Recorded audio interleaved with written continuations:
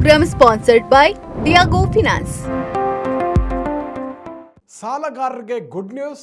ಸಾಲದ ಬಡ್ಡಿದರ ಬದಲಾಯಿಸಲಿಕ್ಕೆ ಬ್ಯಾಂಕ್ಗಳಿಗೆ ಬೇಕು ನಿಮ್ಮ ಒಪ್ಪಿಗೆ. ನಮಸ್ಕಾರ ವೀಕ್ಷಕರೇ, ನೀವು ನೋಡ್ತಾ ಇದ್ದೀರಾ ವಿಶ್ವವಾಣಿ ಮನಿ. ನಾನು ಕೇಶವ ಪ್ರಸಾದ್. ವೀಕ್ಷಕರೇ, ಫ್ಲೋಟಿಂಗ್ ಬಡ್ಡಿದರದ ಸಾಲ ಪಡೆದಿರುವ ಗ್ರಾಹಕರಿಗೆ ಭಾರತೀಯ ರಿಸರ್ವ್ ಬ್ಯಾಂಕ್ ದೊಡ್ಡ ಮಟ್ಟದ ರಕ್ಷಣೆ ನೀಡಲಿಕ್ಕೆ ಮುಂದಾಗಿದೆ. ಸಾಲದ ಬೆಂಚ್ ಮಾರ್ಕ್ ಬದಲಾವಣೆ ಮಾಡುವ ಮುನ್ನ ಬ್ಯಾಂಕ್ಗಳು ಕಡ್ಡಾಯವಾಗಿ ಸಾಲಗಾರರ ಒಪ್ಪಿಗೆ ಪಡೆಯಬೇಕು ಅಂತ RBI ತನ್ನ ಹೊಸ ಕರಡು ನಿಯಮದಲ್ಲಿ ಪ್ರಸ್ತಾಪವನ್ನು ಮಾಡಿದೆ. ಹೊಸ ನಿಯಮಗಳು ಹಾಗಾದರೆ ಏನು, ಅದರ ಮುಖ್ಯಾಂಶಗಳ ಬಗ್ಗೆ ಈಗ ನೋಡೋಣ. ಗ್ರಾಹಕರ ಒಪ್ಪಿಗೆ ಕಡ್ಡಾಯ ಆಗುತ್ತೆ. ಅಸ್ತಿತ್ವದಲ್ಲಿ ಇರುವ ಸಾಲಗಳನ್ನು ಹೊಸ ಚೌಕಟ್ಟಿಗೆ ಬದಲಾಯಿಸಲಿಕ್ಕೆ ಸಾಲಗಾರರ ಒಪ್ಪಿಗೆಯನ್ನು ಪಡಿಬೇಕಾಗುತ್ತೆ. ಈ ವಲಸೆಯಿಂದ ಸಾಲದ ಬಡ್ಡಿದರ ಹೆಚ್ಚಾಗುವಂತಿಲ್ಲ ಮತ್ತು ಬ್ಯಾಂಕ್ಗಳು ಯಾವುದೇ ಹೆಚ್ಚುವರಿ ಶುಲ್ಕವನ್ನು ಈ ಮೈಗ್ರೇಷನ್ಗೆ ಅಪ್ಲೈ ಮಾಡುವ ಹಾಗಿಲ್ಲ. ಸೊ ಇನ್ನು ಈ ನಿಯಮಗಳ ಅಡಿಯಲ್ಲಿ ಹಳೆಯ ಸಾಲಗಳನ್ನು ಹೊಸ ಪದ್ಧತಿಗೆ ಬದಲಾವಣೆ ಮಾಡಲಿಕ್ಕೆ ಏಪ್ರಿಲ್ 1, 2029 ಕಾಲಾವಕಾಶವನ್ನು ನೀಡಲಾಗಿದೆ. ಸೊ EMI ಮೇಲೆ ಹಾಗಿದ್ರೆ ಏನಾದರೂ ಇಂಪ್ಯಾಕ್ಟ್ ಆಗುತ್ತಾ? ಹೆಚ್ಚಿನ ಸಾಲಗಳಿಗೆ ಬಡ್ಡಿ ದರವನ್ನು ಪ್ರತಿ 3 ತಿಂಗಳಿಗೊಮ್ಮೆ ಮಾತ್ರ ಮರುಹೊಂದಾಣಿಸಲು ರೀಸೆಟ್ ಮಾಡಲಿಕ್ಕೆ ಅವಕಾಶ ಇರುತ್ತೆ. ಆದ್ದರಿಂದ ಬಡ್ಡಿ ದರಗಳು ಪದೇ ಪದೇ ಏರಿಕೆ ಆಗುವುದನ್ನು ತಡಿಬಹುದು. ಇದು ಸಾಲಗಾರರಿಗೆ ಅನುಕೂಲ ಆಗುವ ಚಾನ್ಸಸ್ ಇದೆ. ಹೊಸ ಸಾಲಗಾರರಿಗೆ ಅನುಕೂಲ ಆಗುತ್ತಾ ಅನ್ನುವಂಥದ್ದು ಅಫ್ಕೋರ್ಸ್ ಆಗುವ ಚಾನ್ಸ್ ಇದೆ ಅಂತ ಹೇಳ್ತಾರೆ.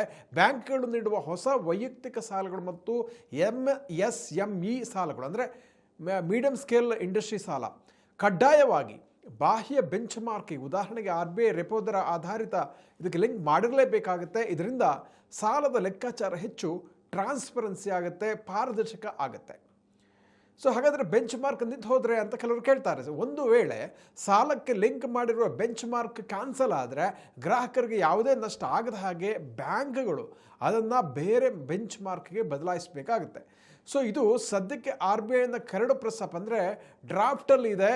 ಎಲ್ಲರ ಸಲಹೆ ಪಡೆದ ನಂತರ ಪಬ್ಲಿಕ್ ಕಮೆಂಟ್ ಸ್ವೀಕರಿಸಿದ ನಂತರ ಅಂತಿಮ ನಿಯಮಾವಳಿಗಳು ಏಪ್ರಿಲ್ 1, 2027 ಜಾರಿಗೆ ಬರುವಂತಹ ನಿರೀಕ್ಷೆ ಇದೆ. ಈ ಹಿಂದೆ ಹಾಗಿದ್ರೆ ಸಾಲಗಾರರಿಗೆ ಏನು ಸಮಸ್ಯೆ ಆಗ್ತಾ ಇತ್ತು, ಹೊಸ ಬದಲಾವಣೆಯಿಂದ ಏನು ಪ್ರಯೋಜನ ಸಿಗುತ್ತೆ ಅಂತ ಪ್ರಶ್ನೆ ಇದೆ. ಸೊ ನೋಡಿ, ಈ ಹಿಂದೆ ಸಾಲಗಾರರು ಎದುರಿಸಿದ ಸಮಸ್ಯೆಗಳನ್ನು ನೋಡಿದ್ರೆ ಒಂದು ಏಕಪಕ್ಷೀಯವಾಗಿ ಬ್ಯಾಂಕ್ಗಳು ನಿರ್ಧಾರ ಮಾಡ್ತಾ ಇತ್ತು. ಬ್ಯಾಂಕ್ಗಳು ಅಥವಾ NBFC ಸಂಸ್ಥೆಗಳು ತಮ್ಮ ಬೆಂಚ್ ಮಾರ್ಕ್ ಬದಲಾವಣೆಯನ್ನು ಬದಲಾಯಿಸಿದಾಗ ಸಾಲಗಾರರ ಒಪ್ಪಿಗೆ ಇಲ್ಲದೆ, ಅವರ ಕನ್ಸೆಂಟ್ ಇಲ್ಲದೆ ಅವರ ಸಾಲದ ಬಡ್ಡಿ ದರಗಳನ್ನು ಅಥವಾ EMI ಮೊತ್ತವನ್ನು ತಾವಾಗೇ ಇನ್ಕ್ರೀಸ್ ಮಾಡ್ತಾ ಇದ್ವು. ಸೊ ಎರಡನೇದಾಗಿ ಪಾರದರ್ಶಕತೆ ಕೊರತೆ, ಗೊತ್ತಾಗ್ತಾ ಇರಲಿಲ್ಲ ಏನು ಮಾಡ್ತಾರೆ ಅಂತ ಬ್ಯಾಂಕ್ಗಳು ಅಂತ. ಸಾಲದ ಮೇಲಿನ ಬಡ್ಡಿ ದರವನ್ನು ಯಾವ ಆಧಾರದ ಮೇಲೆ ಯಾವಾಗ ಮತ್ತು ಹೇಗೆ ಹೆಚ್ಚುತ್ತಾರೆ ಎಂಬ ಬಗ್ಗೆ ಕನ್ಸ್ಯೂಮರ್ಸ್ಗೆ, ಸಾಲಗಾರರಿಗೆ ಒಂದು ಕ್ಲಾರಿಟಿ ಇರ್ತಾ ಇರಲಿಲ್ಲ.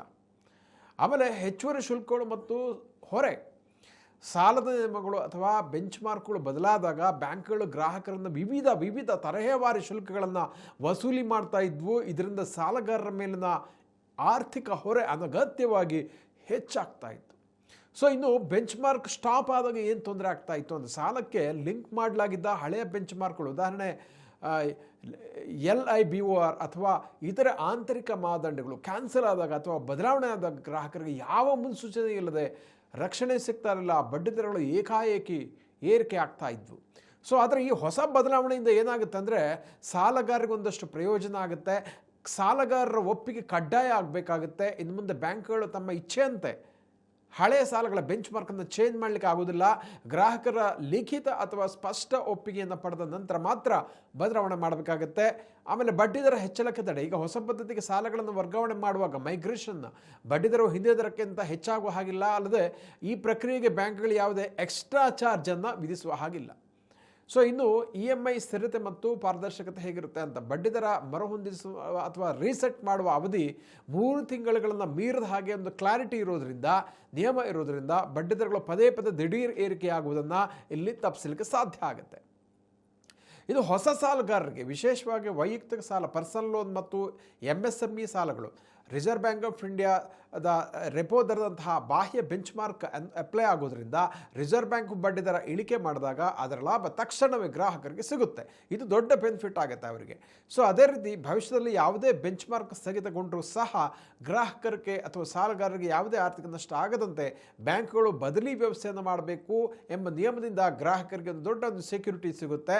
ಸಾಲಗಳ ಬೆಂಚ್ ಮಾರ್ಕ್ ಅಂದರೆ ಏನು ಬೆಂಚ್ ಮಾರ್ಕ್ ಅಂತ ಕೆಲವರು ಕೇಳ್ಬೋದು. ನೋಡಿ, ಸಾಲಗಳ bench mark, loan bench mark ಅಂದರೆ ಸಾಲದ ಬಡ್ಡಿ ದರವನ್ನು ನಿಗದಿಪಡಿಸಲು ಅಥವಾ ಲೆಕ್ಕ ಹಾಕಲಿಕ್ಕೆ ಬ್ಯಾಂಕ್ಗಳು ಅಥವಾ ಹಣಕಾಸು ಸಂಸ್ಥೆಗಳಿಂದ NBFCಗಳು ಬಳಸುವಂಥ ಒಂದು ಮೂಲ ಮಾನದಂಡ ಅಥವಾ ರೆಫರೆನ್ಸ್ ರೇಟ್ ಆಗಿರುತ್ತೆ.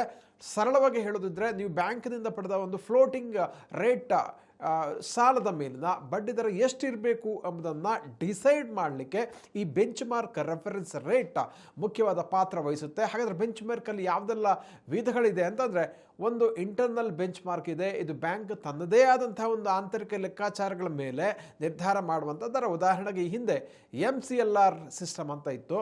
ಅದೇ ರೀತಿ ಬಾಹ್ಯ ಬೆಂಚ್ ಮಾರ್ಕ್ ಅಂದರೆ ಎಕ್ಸ್ಟರ್ನಲ್ ಬೆಂಚ್ ಮಾರ್ಕ್. ಇದು ಬ್ಯಾಂಕನ ನಿಯಂತ್ರಣದಲ್ಲಿ ಇಲ್ಲದೇ ಇರುವಂಥದ್ದು, ಮಾರ್ಕೆಟ್ಗೆ ಅಥವಾ RBIಗೆ ನೇರವಾಗಿ ಸಂಬಂಧಪಟ್ಟಂಥ ಮಾನದಂಡವಾಗಿದೆ. ಉದಾಹರಣೆಗೆ RBI ರೆಪೋ ದರ ಅಂದರೆ ರಿಸರ್ವ್ ಬ್ಯಾಂಕ್ ಆಫ್ ಇಂಡಿಯಾದ ರೆಪೋ ದರವನ್ನು ಆಧರಿಸಿರುವಂಥದ್ದು. ಅದು ಹೆಚ್ಚಾದರೆ ಹೆಚ್ಚಾಗುತ್ತೆ, ಅದೇ ರೀತಿ ಕಡಿಮೆ ಆದರೆ ಇಮಿಡಿಯೇಟ್ ಅದರ ಇಂಪ್ಯಾಕ್ಟ್ ಆಗುತ್ತೆ. ಸೊ ಈ ರೀತಿಯಾಗಿ ಈಗ ಸದ್ಯಕ್ಕೆ RBI ರೆಪೋ ದರ ಬಹಳ ಜನಪ್ರಿಯವಾಗಿರುವಂಥದ್ದು. ಸೊ ಹೀಗಾಗಿ ಮುಂಬರುವ ವರ್ಷದಿಂದ 2027ರಿಂದ ಈ ಒಂದು ಅನುಕೂಲಗಳು ಗ್ರಾಹಕರಿಗೆ, ಸಾಲಗಾರರಿಗೆ ಸಿಗಲಿದೆ. ಸಾಲಗಾರರ ಹಿತಾಸಕ್ತಿಗೆ ಸಂಬಂಧಪಟ್ಟ ಹಾಗೆ ರಿಸರ್ವ್ ಬ್ಯಾಂಕ್ ಆಫ್ ಇಂಡಿಯಾ ಮತ್ತು ಸರ್ಕಾರ ಸಾಕಷ್ಟು ಮಹತ್ವದ ಹೆಜ್ಜೆಯನ್ನು ಈಗ ಇಟ್ಟಿದೆ ಅಂತಂದು ಹೇಳ್ಬೋದು. ವೀಕ್ಷಕರ, ಇಂಥ ಮತ್ತಷ್ಟು ಉಪಯುಕ್ತ ವಿಡಿಯೋಗಳಿಗೆ ವಿಶ್ವವಾಣಿ ಮನಿ ಯೂಟ್ಯೂಬ್ ಚಾನಲನ್ನು ವೀಕ್ಷಿಸಿ, ಜೊತೆಗೆ ತಪ್ಪದೆ ಸಬ್ಸ್ಕ್ರೈಬ್ ಮಾಡಿ ಅಂತ ಕಳಕಳಿಯಿಂದ ಕೇಳ್ಕೊಳ್ತಾ ಇದ್ದೀನಿ. ವಂದನೆಗಳು. ಶೇಕ್ ಆಯ್ತಾ? ಎಂಡಾ?